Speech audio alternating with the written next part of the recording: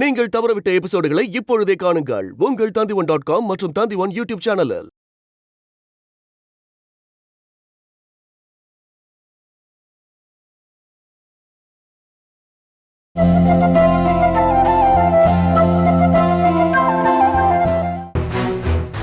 இங்க பாரு, பழைய மாதிரி எல்லாத்தையும் பார்த்துட்டு சகிச்சுக்கிட்டு பொறுமையா போற ராஜேஷ் இல்லண்ணா.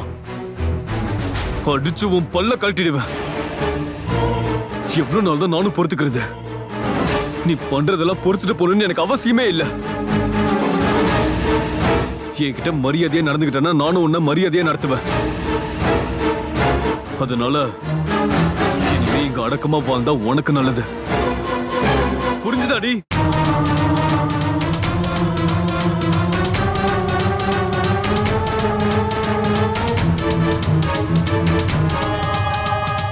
ராஜேஷ்,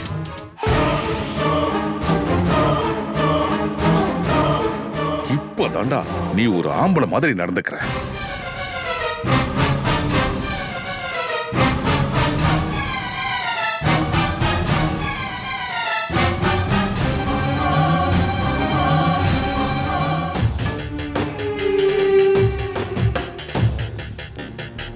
நேத்து போன் பண்ண அம்மாக்கு லைனே கிடைக்கல. மறுபடியும் ட்ரை பண்ணி பாக்குறேன்.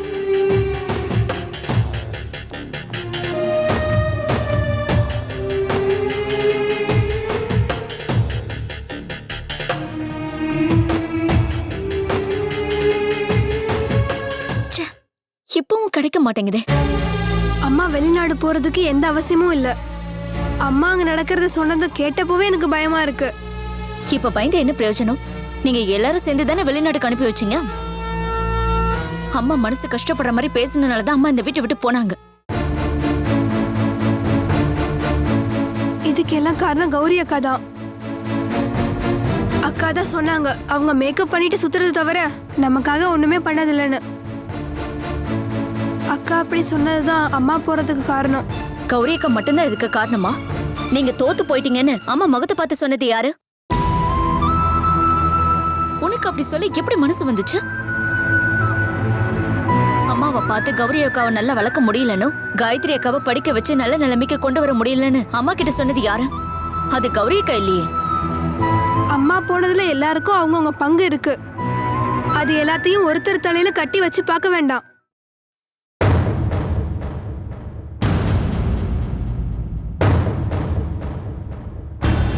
என்ன பண்ற? படிப்பு சொல்லி தெரியா இல்லனா என்ன பத்தி ஏதாவது குறை சொல்லிட்டு இருக்கியா? அம்மாக்கு ஃபோன் பண்ண கிடைக்க மாட்டேங்குது. நேத்து அவங்க எனக்கு ஒரே ஒரு தடவை தான் கால் பண்ணாங்க. ஆனா அந்த ஃபோன் கொஞ்ச நேரத்திலே கட் ஆயிடுச்சு. திரும்ப கால் பண்ணா கிடைக்க மாட்டேங்குது. அம்மா ஏதோ பணக்காரங்க வீட்டுல இருக்காங்களாம். அவருக்கு 2-3 மனைவி அப்புறம் குழந்தைங்க எல்லாம் இருக்காங்களாம். அந்த வீடு ஒரு நரகமா தான் இருக்கும். இப்ப சொல்லி என்ன பிரயோஜனம்? எல்லாரும் சேர்ந்து அக்காவை விரட்டிட்டீங்கல்ல. இந்த வீட்டுல இருந்த ஒரே நிம்மதி என் அக்கா தான். அவளும் போயிட்டா. அவ எவ்வளவு நிம்மதியா அங்க வாழ்ந்துகிட்டு இருந்தா. அவ புருஷனோட ரொம்ப நிம்மதியா இருந்தா. அதுக்கு முன்னாடி சின்ன வயசுல என் கூட ஒரு மகாராணி மாதிரி வாழ்ந்துகிட்டு இருந்தா. அப்பெல்லாம் என்கிட்ட ஆரஞ்சு கொடுத்தாங்கன்னா அதுல 2 பீஸ் மட்டும் தான் நான் எடுப்பேன். மிச்சம் எல்லாத்தையும் அக்காட்ட கொடுத்துருவேன். அதை நினைக்கும் போது ஆமா, அதெல்லாம் உங்ககிட்ட சொல்லி என்ன பிரயோஜனம்? அது சரி, அன்புனா தெரிஞ்சவங்ககிட்ட தானே இதெல்லாம் சொல்லி புரிய வைக்க முடியும். புருஷன் இறந்ததுல இருந்து என் அக்காக்கு எந்த நிம்மதியுமே இல்லை. எப்படி கிடைக்கும்? 3 ஒண்ணுக்கு ஒண்ணு சலிச்சது இல்ல. விரட்டி விட்டுட்டீங்களே என் அக்காவை. இந்த காலத்துல வெளிநாட்டுல எல்லாம் நிறைய பிரச்சனை இருக்கு. நிறைய ஏஜென்சி எல்லாம் இங்க இருந்து பொண்ணுங்களை கூட்டிட்டு போய் அங்க தப்பா யூஸ் பண்றாங்க. இங்க பாருங்க மாமா, தேவையில்லாம எங்களை பயமுறுத்தாதீங்க. நீ தேவையில்லாம என்கிட்ட மூஞ்ச கட்டாத. ஒருவேளை அப்படி ஏதாவது நடந்தா நீ என்ன பண்ணுவ சொல்லு? அவளை அங்க காப்பாத்த யார் இருக்காங்க? நானும் இங்கதான் இருக்கேன். ஒருவேளை நான் அங்க இருந்திருந்தா என்னால ஏதாவது பண்ண முடியும். ஆமா, அப்படியே ஏதோ பண்ணி கிழிச்சிட்டாலும். இப்படி போன நிறைய பேரு மிஸ் ஆயிருக்காங்க. டிவில நீங்க நியூஸ்ல பாக்குறது இல்லையா? வெளிநாட்டுக்கு போய் 12 வருஷம் ஆனாலும் அவங்கள பத்தின எந்த விவரமும் கிடைக்கிறதே இல்லைன்னு. சில பேர்லாம் போயிட்டு டெட் பாடியா தான் வந்திருக்காங்க.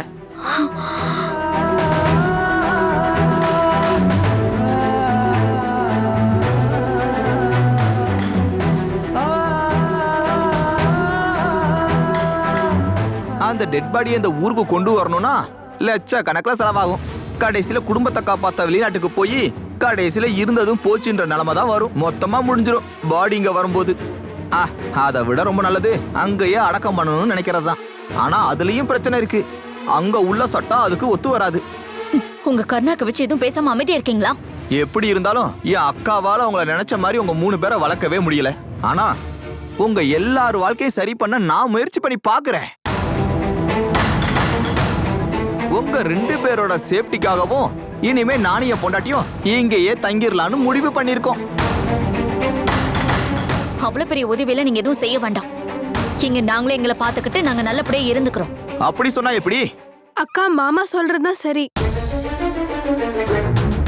மாமாவும் அத்தையும் இங்க வந்து தங்குனா நமக்கு கொஞ்சம் தைரியமாவும் இருக்கும்ல. காவியா, நீங்க இப்ப எதுவும் சொல்ல வேணாம்க்கா. அதை நான் முடிவு பண்ணிட்டேன்.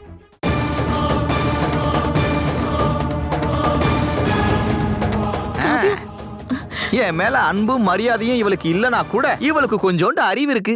நாளைக்கே நாங்க இந்த வீட்டுக்கு வர்றோம். சேண்டி, ஏதாவது ஒரு முடிவு எடுக்கிறதுக்கு முன்னாடி நீ என்கிட்ட கேட்கணும்ல. எதுக்கு?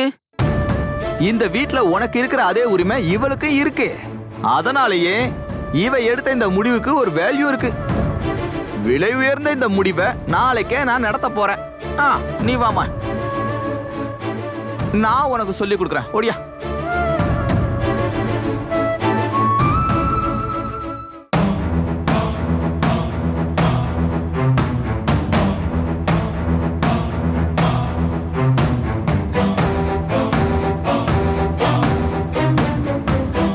நான் ஒரு சில விஷயங்களை பத்தி பேசணும். அதுக்காக தான் உங்களை இங்க வர சொன்னேன்.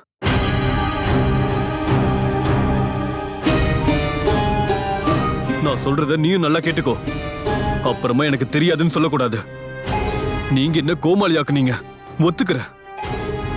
ஆனா எல்லா நேரத்திலயும் எல்லாரையும் உங்களால கோமாளியாக்க முடியாது. மனோ சென்னையில இருக்கான்னு எனக்கு அட்ரஸ் கொடுத்ததே இவங்க தான்ப்பா. அந்த அட்ரஸ் வச்சு நான் அங்க ஃபுல்லா தேடி பார்த்தேன். ஏன் அதை சுத்தி இருக்கிற எல்லா இடத்துலயும் தேடி பார்த்தேன். அது பத்தாதுன்னு அந்த ஊர் முழுக்க தேடி பார்த்துட்டேன் என்னால முடிஞ்ச அளவுக்கு. ஆனா நீங்க கொடுத்த அந்த அட்ரஸ்லயோ அந்த ஊர்லயோ மனம் எங்கேயுமே இல்ல.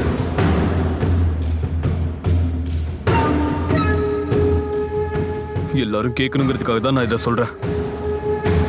மனம் அங்கதான் இருக்கான்னு இவங்க எல்லாரையும் நம்ப வச்சிட்டு இருக்காங்க.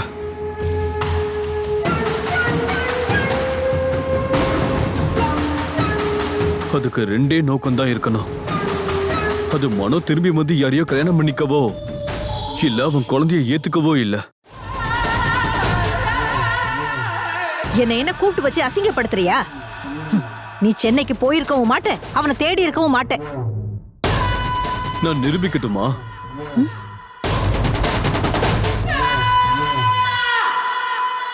நான் அந்த இடத்துக்கு போனதுக்கான ஆதாரம் வேணுமான்னு கேட்டேன். சென்னைக்கு போய் நான் எந்தெந்த இடத்துல எல்லாம் மனோவை தேடி சுத்தினேன்னு ஆதாரம் வேணுமா உங்களுக்கு?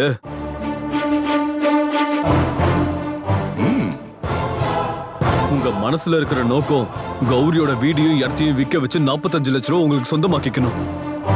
அதுக்காக நீங்க எல்லாரையும் ஏமாத்திட்டு இருக்கீங்க. இத ஒரு சிலர் முன்னாடி சொல்லணுங்கிறதுக்காக தான் உங்களை இங்க வர வச்சேன். அதனால இனிமே இந்த நாடகத்துல என்னால பார்த்துட்டு இருக்க முடியாது.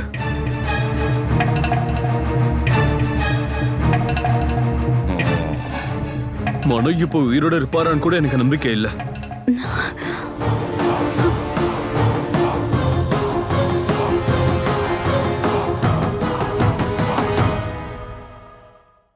அவருக்காக இங்க ஒரு சிலர் காத்துட்டு இருக்கலாம். காத்திருந்து காத்திருந்து அவங்களோட வாழ்க்கை தான் வீணா போக போகுது.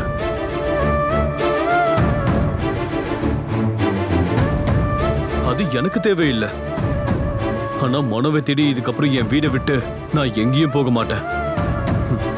மனுஷங்களை ஏமாத்துறதுக்காக சிலரும் ஏமாந்து போறதுக்காக சில பேர் இருக்கும்போது உங்க கூட்டத்துல நான் சேர விரும்பல. உனக்கு ஒருவேளை ஆசை இருக்கலாம். நீ கல்யாணம் பண்ண இவளை காலம் பூரா கூட வச்சு வாழலான்னு. இங்க பாருங்க, பொம்பளையா போயிட்டீங்க. சில பேரெல்லாம் நடிக்காம விடுறது நீங்க பொம்பளைங்கிறதுனால மட்டும்தான். ஒரு விஷயத்த நல்லா புரிஞ்சுக்கோங்க.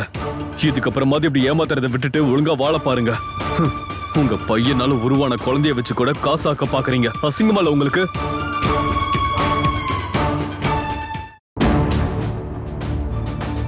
ஒரு நல்ல முடிவெடுத்தா உனக்கு நல்லது, இல்லனா கடைசியில நான் தான் முடிவெடுப்பேன். அப்போ தெருவில் நிக்க போறது நீயா தான் இருப்ப. அது ஞாபகம் இருந்தா நல்லது.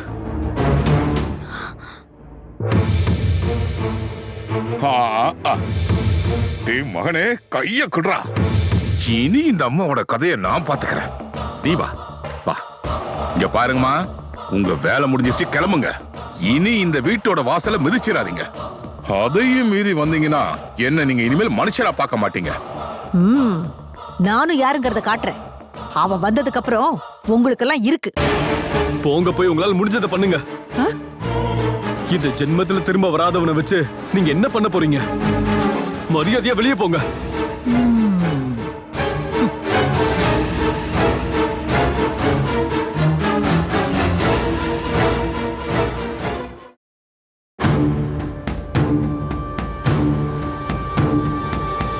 இங்க பாருங்க, நீங்க சொன்னதெல்லாம் உண்மையா? பொய்ய. நீ நம்புற நம்பாட்டி போ.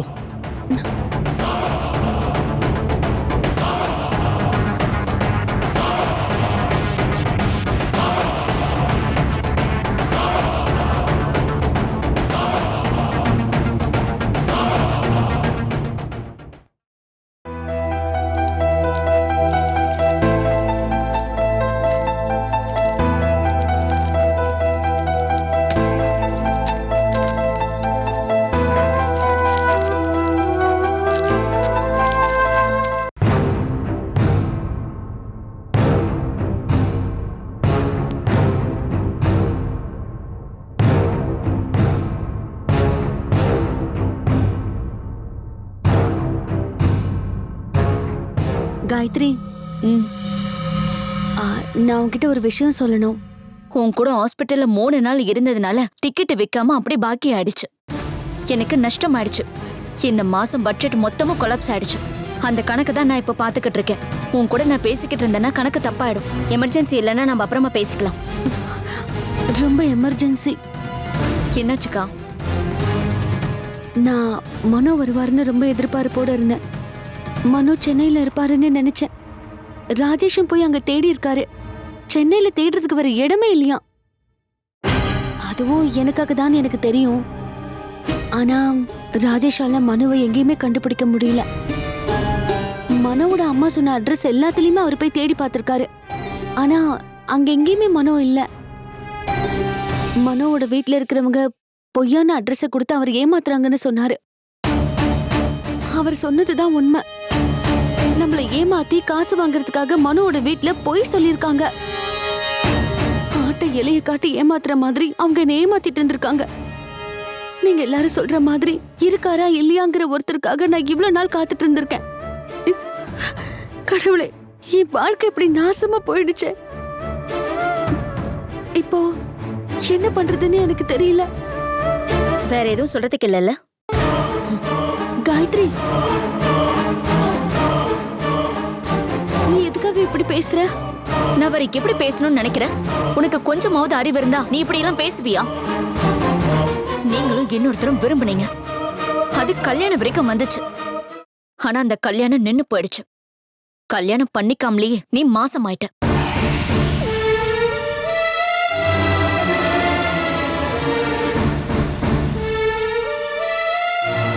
அவரு செஞ்சது தப்பு. ஏன்னா அவரு ஒரு குற்றவாளி. இந்த நிலைமையில அவர் மறைஞ்சு வாழ்ந்துகிட்டு இருக்கிறப்போ அவரு ஒரு நல்ல மனுஷனா இருந்தா காதலிச்ச பொண்ணு கூட உறவு வச்சிருப்பாரா?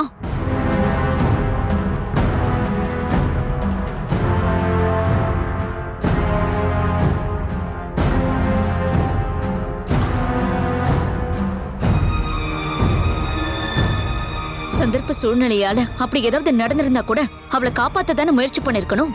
அவளை காப்பாத்துறதுக்காக என்ன பண்ணிருக்கணும்? சட்டத்துக்கு முன்னாடி ஆஜராயிருக்கணும். அப்புறம் ஜாமீனை வாங்கி கேஸ நடத்திருக்கணும்.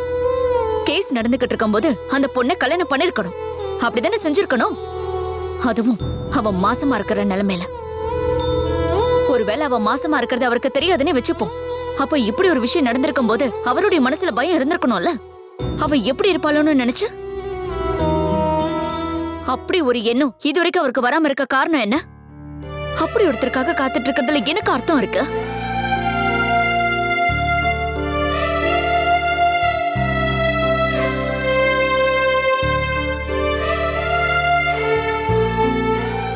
அத நீ பண்ற முட்டாள்தனம் தான் நான் சொல்லுவேன்.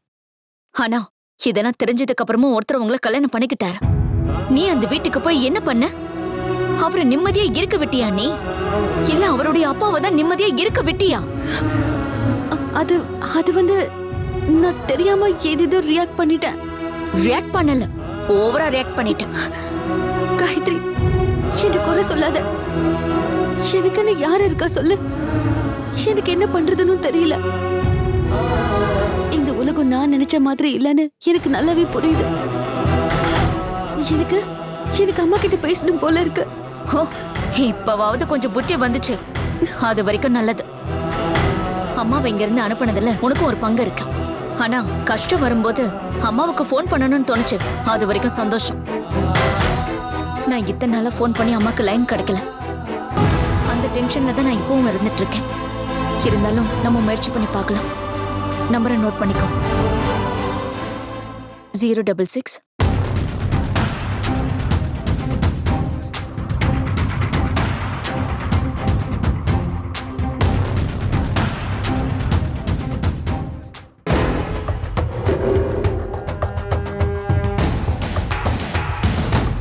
லைன் கிடைக்கல. அம்மா போயிட்டு ஃபோன் பண்ணலையா? ஒரு தடவை எனக்கு ஃபோன் பண்ணாங்க. அதுக்கப்புறம் நான் திரும்ப பண்ண கிடைக்கவே மாட்டேங்குது.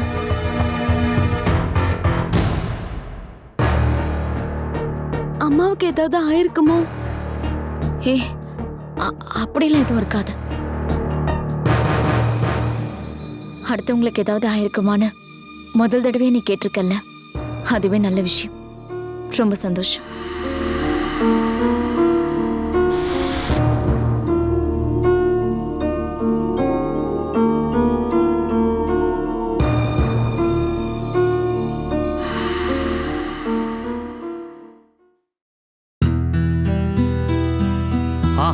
காயத்ரி, வா உட்காரு.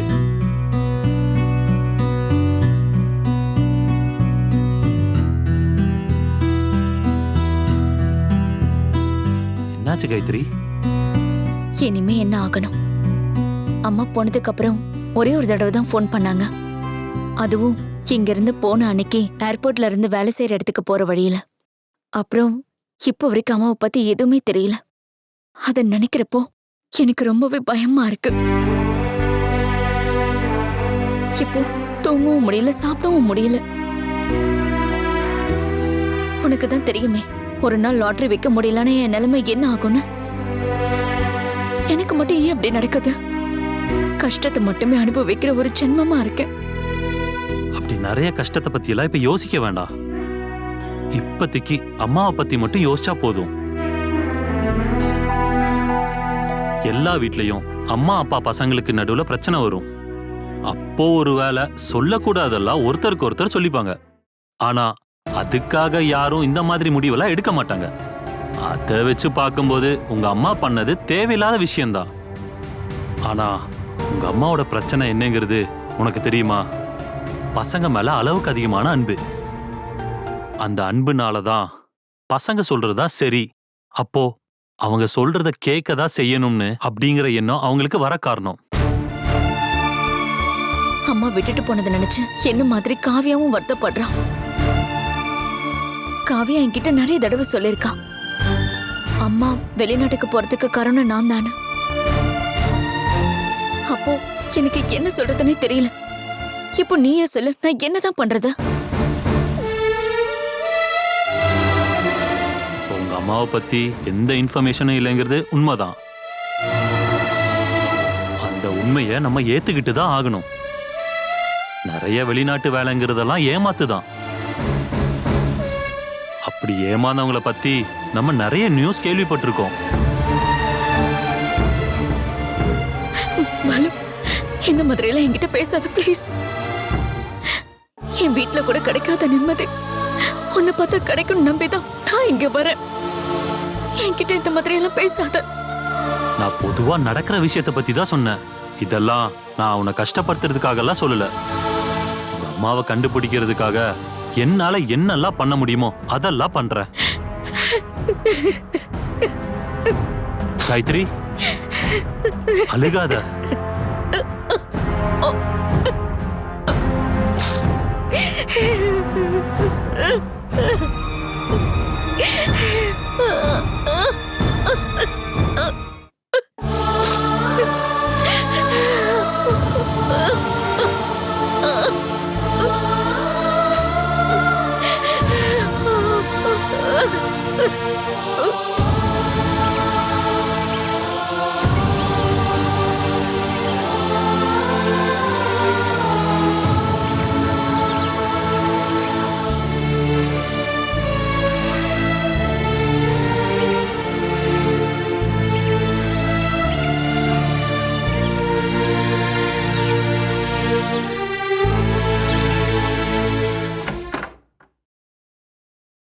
Excuse me sir.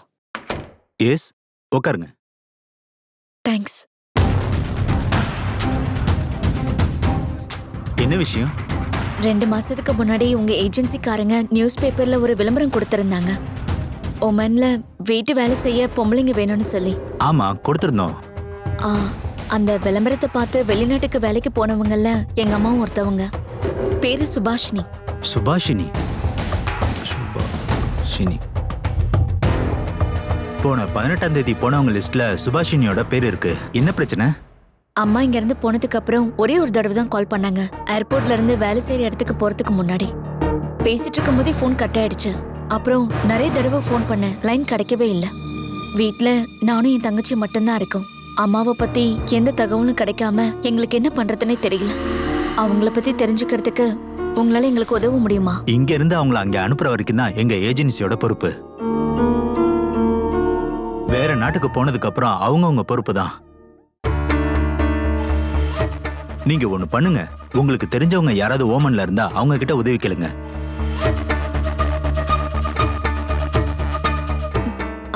நீங்க அம்மாவோட ஸ்பான்சருக்கு கால் பண்ணலாம்ல? அவங்களாம் ரொம்ப பிஸியா இருப்பாங்கம்மா. இருந்தாலும் ஒரு தடவை போன் பண்ணி பாருங்களேன். அதெல்லாம் எங்களோட சர்வீஸ்ல கிடையாதுமா.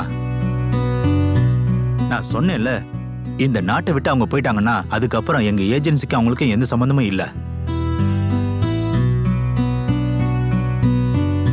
அப்போ உங்களால இந்த விஷயத்துல எதுவும் பண்ண முடியாதா? முடியாதுன்னு சொல்றேன்ல.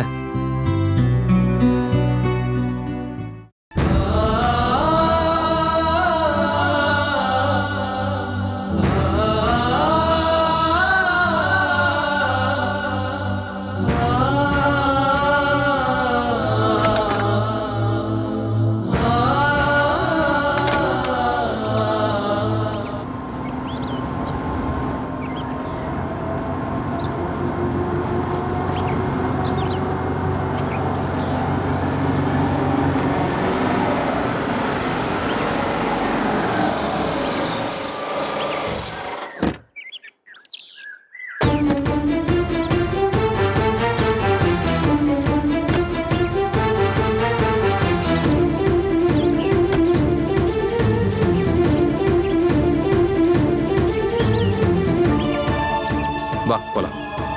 ஆமா, நம்ம எதுக்காக இங்க வந்திருக்கோம்? உன் டேடி கிட்டயும் மம்மி கிட்டயும் பர்மிஷன் கேட்காம நான் கூப்பிட்டதும் ஃபர்ஸ்ட் டைமா என் கூட தனியா வந்திருக்கல்ல. ஒரு ஃப்ரெண்டு பார்க்க போறேன்னு சொன்னதும் வீட்ல இருந்தா போர் அடிக்குமேனு தான் கூட வந்து. ஆமா, இங்க இப்போ உங்களுக்கு தெரிஞ்சவங்க யார் இருக்காங்க? இந்த டாக்டர் என்னோட ஃப்ரெண்டு தான். ஒரு தடவை ஃபோன் பண்ணப்போ ஒய்ஃபை கூட்டிட்டு வான்னு சொன்னாரு. அதான் வந்திருக்கோம். அப்புறம் நீ சொன்ன மாதிரி உனக்கு போர் அடிக்காம இருக்கும்ல. வா.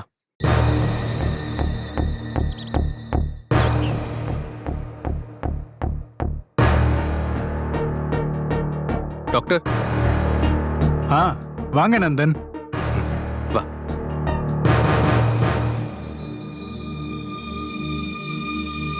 உட்காருங்க. தேங்க்ஸ். ஹாய். இவங்க தெரியும், மிஸ்ஸஸ் ஸ்வேதானந்தன் கரெக்டா? அப்புறம் என்ன விசேஷம், நல்லா இருக்கீங்களா? நல்லா இருக்கேன். அப்புறம் நந்தா எப்படி இருக்க? ரொம்ப நாளாச்சுல நம்ம பார்த்து. ஏதாவது தேவை வரும்போது மட்டும் ஃபோன் பண்ணுவேன். காலேஜ், வீடு, இதை விட்டா ஐஏஎஸ் ப்ரிப்பரேஷன். இதுக்கே என் டைம் சரியா போயிடுது. உனக்கு முன்னாடி மாதிரிலாம் ஃப்ரெண்ட்ஸை பார்க்கறதுக்கு டைம் கிடைக்கலல்ல? ஆமா ஸ்வேதா, இவன் பிஸி ஷெட்யூல்ல உங்களை மறந்துடுறாங்கிற குற்றச்சாட்டு உங்களுக்கு இருக்கா? அப்படி இருக்குன்னு சொல்ல முடியாது. இருந்தாலும் அப்படி தோணுது இல்ல? நான் வேற மறந்துட்டேன் பாருங்க. ஏதாவது சாப்பிட்றீங்களா? இல்ல, ஒன்றும் வேணாம். உங்களுக்கு? எனக்கு இப்ப எதுவும் வேண்டாம். அப்போ அப்புறமா தேவைப்படும்னு அர்த்தம். நாங்க இப்போ ஒரு சின்ன ப்ராப்ளம்ல இருக்கோம். ஓ சரி, சொல்லு, என்ன ப்ராப்ளம்? ஒரு புருஷனா என்னால ஸ்வேதாவை முழுசா ஏத்துக்க முடியலங்கிறது தான் இப்போ ஸ்வேதாவோட கம்ப்ளைண்ட். அதுவும் முன்னாடி எனக்கு இருந்த காதலை வச்சு.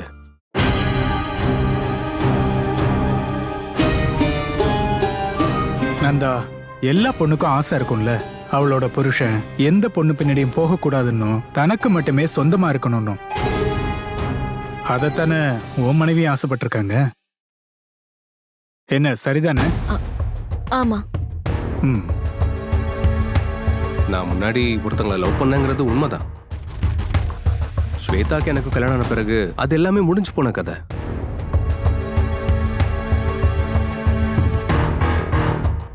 இப்பவும் அதை சொல்லிதான் எங்களுக்குள்ள அடிக்கடி சண்டை வருது. இங்க பாரு நந்தா, சில நேரத்துல உன்னோட லைஃப்ல, அதாவது முன்னாள் காதலி கூட ஏதாவது பேசியிருப்ப, இல்லைன்னா ஏதாவது ரொம்ப க்ளோஸா பழகி இருப்ப. அதை நினைச்சு ஸ்வேதா ஒருவேளை கஷ்டப்பட்டிருக்கலாம். என்னம்மா, அப்படிதானே? நான் சொல்றது உண்மை இல்லைன்னு சொல்றீங்களா? அது நான் சொல்ல கஷ்டமா இருக்குல்ல? உங்க 2 பேருக்கும் நான் ஒரு விஷயம் சொல்றேன். கணவன் மனைவி உறவுல தேவையில்லாத சில விஷயங்களை மறக்கிறது ரொம்ப நல்லது. அப்படி பண்ணா மட்டும்தான் இந்த ரிலேஷன்ஷிப்பை நீங்க தொடர முடியும். நந்தா இதுக்கு முன்னாடி வேற ஒரு பொண்ணை காதலிச்ச விஷயத்த ஒரு பாஸ்ட் நினைச்சு நந்தா கூட சந்தோஷமான ஒரு வாழ்க்கையை நீங்க வாழ்றது தான் உங்களுக்கு ரொம்ப நல்லது.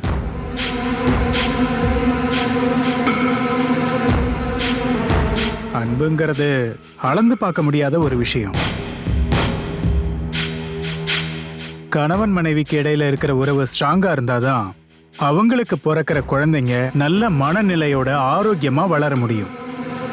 நீங்க சொல்ற மாதிரியே எனக்கு இவ கூட சேர்ந்து வாழணும்னு ஆசை இருக்கு. ஆனா ஸ்வேதா, கணவன் ஆசைப்படுற மாதிரி ஒரு வாழ்க்கையை கொடுக்கணும்னு நான் சொல்லல. அப்படி இருக்கிற பொண்ணுங்க ஒருவேளை இருக்கவும் செய்யலாம், இல்லாமலும் இருக்கலாம். நடந்த தப்ப இவன் திருத்திக்க தயாரா இருக்கான். அது மட்டும் இல்லாம உங்க சைட்ல இருந்து இந்த மாதிரி ஒரு தப்பு நடந்திருந்தா நந்தா என்ன செஞ்சிருப்பான் சொல்லுங்க? அதையும் நம்ம யோசிக்கணும்ல. இது எல்லாத்துக்கும் மேல உங்க வாழ்க்கையில நீங்க சந்தோஷமா இருக்க வேண்டிய நல்ல டைம் எல்லாம் ஒருத்தர் குறை சொல்லிக்கிட்டு வேஸ்ட் பண்றீங்க. உங்க 2 பேருக்குள்ள பிரச்சனை வரும்போது ஒருத்தருக்கு ஒருத்தர் மனம் விட்டு பேசணும். அதை சமாதானமா பேசி முடிக்கிற வழியத்தான் பார்க்கணும். நான் என்ன சொல்றேன்னு புரியுதா? ஒருவேளை அப்படி முடியலன்னா நாம அதுக்காக மருத்துவ உதவியை நாட வேண்டியிருக்கும். நந்தா, நம்ம கிளம்பலாம்.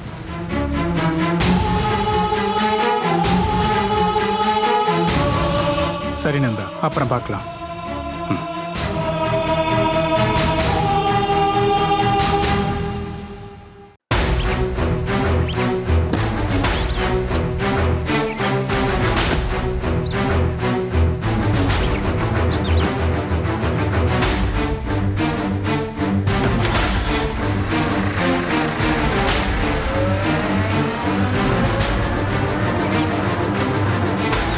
துபாய் பயணம் எப்படி இருந்ததுன்னு கேட்டா நல்லா இருந்தது. ஒரு வாரம் எப்படி போச்சுனே தெரியல. அத பத்தி சொல்லணுமா என்ன? ஜனார்த்தனன் அவன் பொண்ணு கல்யாண வேலையில பிஸியா இருந்தாலும் அவன் ஃப்ரெண்ட்ஸுங்க ரொம்ப நல்ல கம்பெனி கொடுத்தாங்க. சுருக்கமா சொல்லணும்னா நாங்க எல்லா நாளும் ஃபுல்ஃபில்டா இருந்தோம்.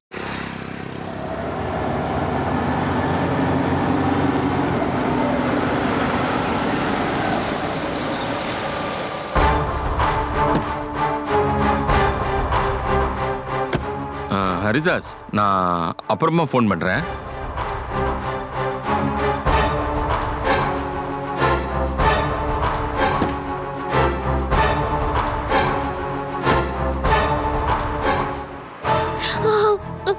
அப்பா, என்னம்மா, என்ன ஆச்சு? அப்பா, என்ன ஆச்சுன்னு சொல்ல. என்ன பிரச்சனை நந்தா? ஒண்ணு இல்ல அங்கிள். ஒண்ணும் இல்லையா? உங்களுக்கு தெரியுமாப்பா இவர் என்ன எங்க கூட்டிட்டு போனாருன்னு? நான் பைத்தியம்னு என்ன டாக்டர் கிட்ட கூட்டிட்டு போனாரு.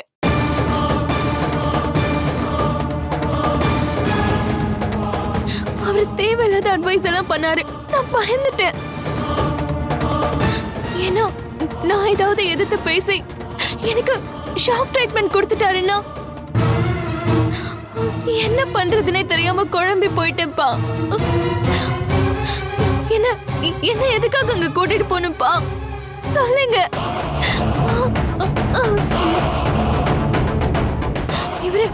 இவரு வேணும்னே என்ன பைத்தியமாக்க முயற்சி பண்றாரு. நாளைக்கு எனக்கு அப்படி ஒரு சர்டிபிகேட் ரெடி பண்ணி என்ன ஏதாவது மென்டல் ஹாஸ்பிட்டல் அட்மிட் பண்ண மாட்டாருன்னா என்ன நிச்சயம்? நந்தா, என்ன இது? நான் ஒன்னும் ஸ்வேதாவை மென்டல் ஹாஸ்பிட்டல் கூட்டு போல.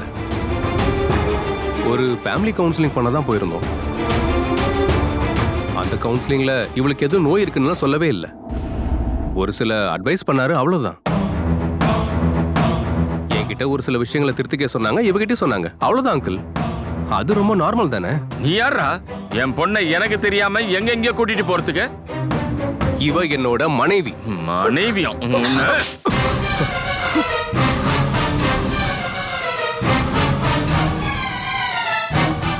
என் பொண்ணு என்னுடைய அனுமதி இல்லாம இந்த வீட்ல இருந்து கூட்டிட்டு போய் மென்டல் ஹாஸ்பிட்டல்ல சேர்க்க பாக்குறியா? இனிமேல் இந்த மாதிரி ஏதாவது நடந்தா உன்னை சும்மா விட மாட்டேன். நீ உள்ள போமா.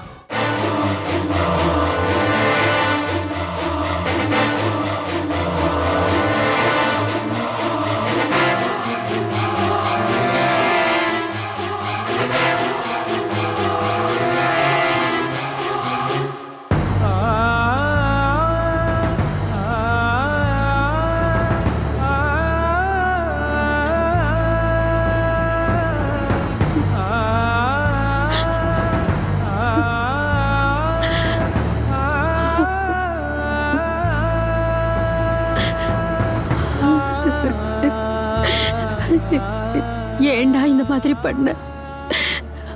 எல்லாத்தையும் நான் பாத்துக்கிறேம்மா. நான் இதுக்கெல்லாம் பழி வாங்கியே தருவேன். என்ன பண்ணணும்னு எனக்கு தெரியுமா? 1க்கு 10 கண்டிப்பா திரும்ப கொடுப்பேன்.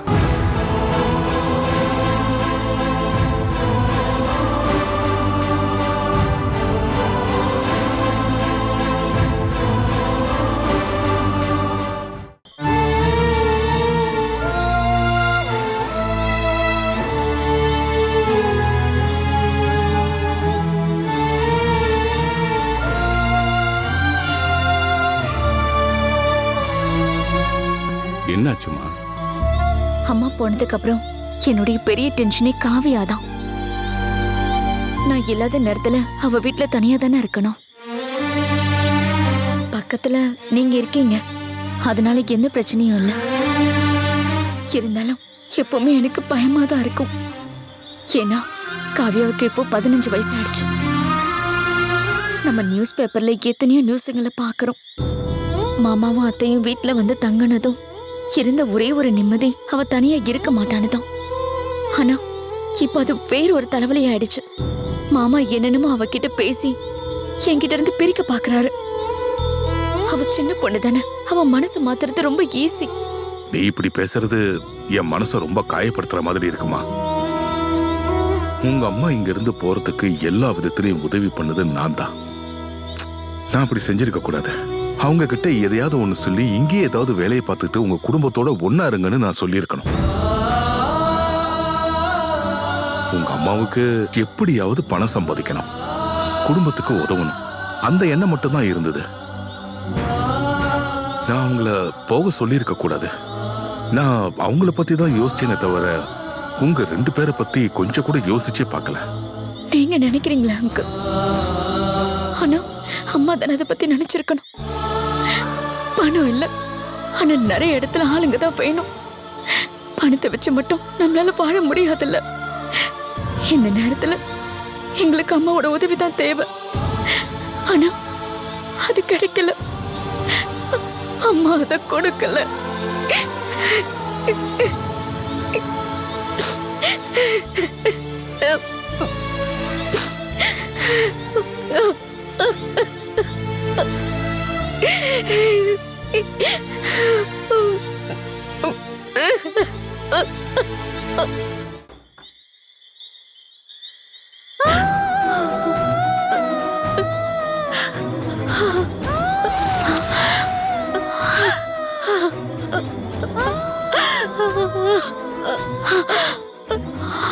அம்மா,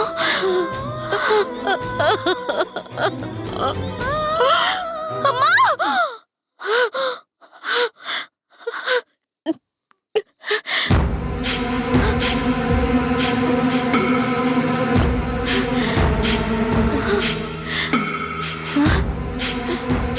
என்னாச்சுக்கா? சொல்லுங்கக்கா, உங்களுக்கு என்னாச்சு? நம்ம அம்மாவுக்கு ஏதோ ஆயிடுச்சு. நீங்க என்னக்கா சொல்றீங்க? ஆமாம்மா, எனக்கு பயமா இருக்கு.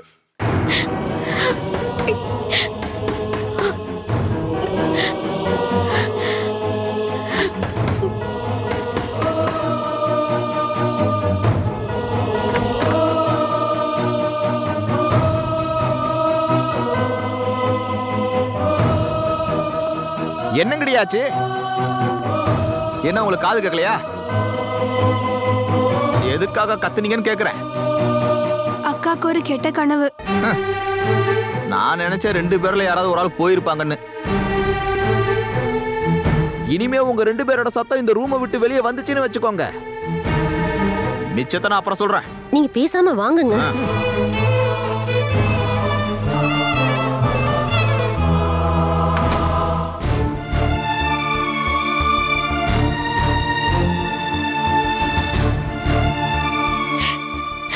எனக்கு மட்டும் எவ்வளவு கஷ்டம் வருது. நான் இப்படி தனியா இருக்கிறதுக்கும் கஷ்டப்படுறதுக்கும் அப்படி நான் என்ன பாவம் பண்ணேன்?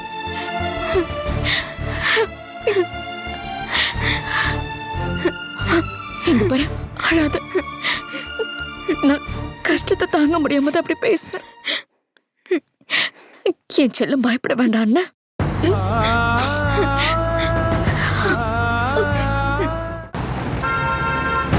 அவருக்கு சவுதி அரேபியாவுக்கு போக விருப்பம் இல்லைன்னா நம்ம குவைத்துக்கு அனுப்பலாம். அங்க ஒரு சூப்பர் வேலை இருக்கு. ஒரு சூப்பர் மார்க்கெட்ல ஃப்ளோர் மேனேஜர் வேலை. 400 குவைத் தினார் மாச சம்பளம். நம்ம ஊர் காசுபடி பார்த்தா எப்படியும் 1 லட்ச ரூபா வந்துடும்.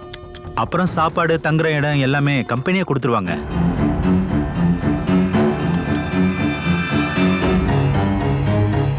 சரி, முடிவை சீக்கிரமா சொல்லுங்க. லேட் பண்ணீங்கன்னா அந்த வேலையை இன்னொருத்தர் எடுத்துப்பாங்க. ஓகேவா? நான் வச்சறேன். என்ன?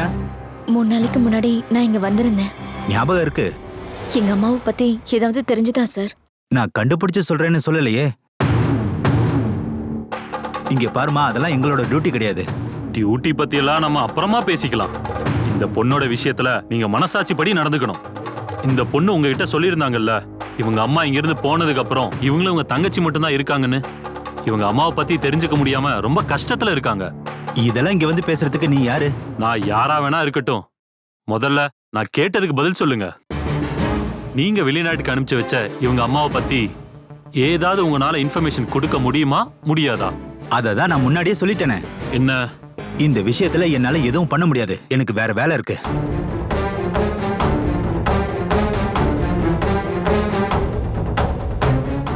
சரி, அப்போ எங்களால முடிஞ்ச விதத்துல நாங்க முயற்சி பண்றோம். நம்ம ஊர்ல போலீஸ் சட்டம் எல்லாம் இருக்குல்ல. மனுஷங்களை கடத்துறது, பொய் சொல்லி ஏமாத்துறது, நம்பிக்கை துரோகம், அப்படி நிறைய செக்ஷனுக்கு கீழே உங்க மேல கேஸ் போட முடியும். அத பத்தி சொல்ல நீ யாரு? நான் ஒரு அட்வொகேட் பாலமுரளி.